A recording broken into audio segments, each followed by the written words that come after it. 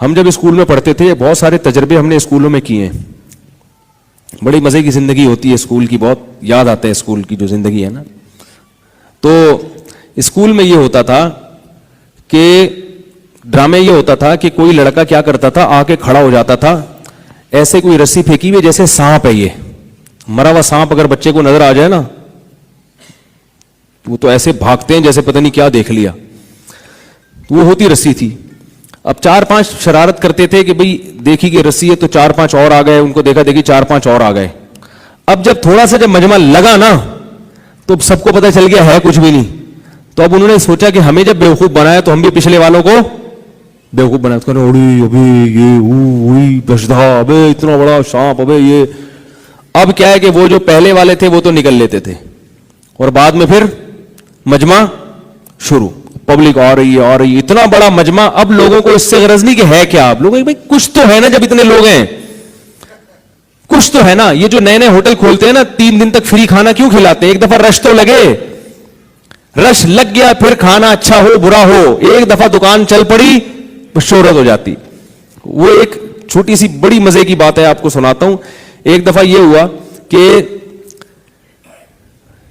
کسی بازار میں لوگ بیٹھے ہوئے تھے تو دیکھا کہ جنازہ آ رہا ہے. وہ اصل میں کوئی چرسی ہیروئنچی مر گیا تھا, ایک ہیروئنچی مر گیا. تو اس کے ہیروئنچیوں نے سوچا اب اس کا کیا کریں یار, ہیروئنچیوں کو تو پتہ ہی نہیں ہوتا کون ابا ہے کون اما ہے, ان کی کہاں خاندان ہے. وہ مر گیا, انہوں نے کہا ہمارا بھائی ہے مر گیا تو کیا کریں.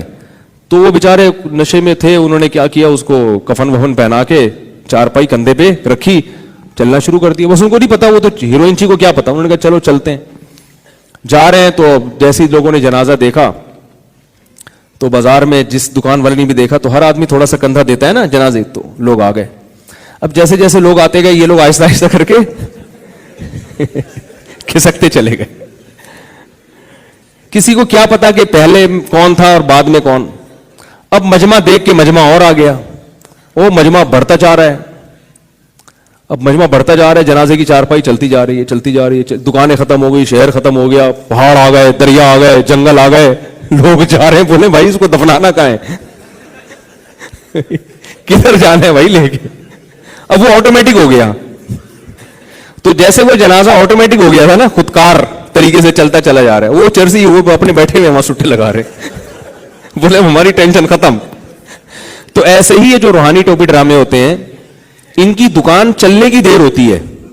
اس نے شوگر کا علاج کر دیا, اس نے گردے سے پتھری کھینچ کے نکال دی, اس نے یہ کر دیا, اس نے فلانے کی شادی کرا دی, بے اولاد کے بچہ پیدا ہو گیا ہے, ایسا یوں کیا.